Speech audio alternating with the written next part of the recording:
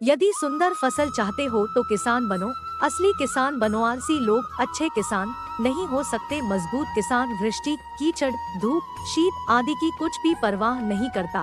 किसान की तेज नजर रहती है अपने काम पर। वह सुविधा, असुविधा और लाभ हानि का पहले से इतना हिसाब नहीं रखता। फसल पकने पर ही वह अपने परिश्रम को सफल मानता है। कितने परिश्रम से कितना लाभ होना चाहिए, इस बात का बारीक हिसाब व्यापारी रखते हैं। किसान इस बात की परवाह नहीं करता।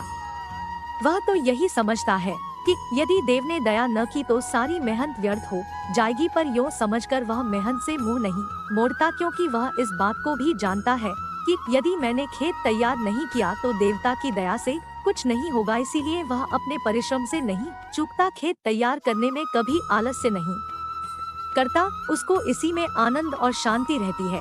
मेरी भूल से कहीं देवता की दया व्यर्थ न चली जाए, इसीलिए वह लगातार महीनों तक प्राणों की बाजी लगाकर मेहनत करता है और देवता की दया के लिए ऊपर आकाश की ओर ताकता रहता है। ईश्वर की दया के लिए वही दावा कर सकता है जो कपट और आलस्य को छोड़े हुए है। आलसी और कपटी मनुष्य किस मोह से भगवान के सामने दया का राधी होगा। साधन क्षेत्र में भी मनुष्य को ठीक इसी प्रकार किसान बनना चाहिए। अभिमान रहित, आलस्य रहित और भक्ति संपन्न साधक के द्वारा जो साधन होता है वही सच्चा साधन है। आलस्य और अभिमान से हटकर दूर हुए बिना साधन रूपी खेती को कोई नहीं बचा सकता।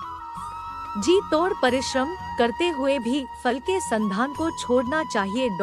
फल क्या होगा इसको फलदाता जाने, परंतु इस बात से घबराने या दीनता दिखाने से काम नहीं चलता।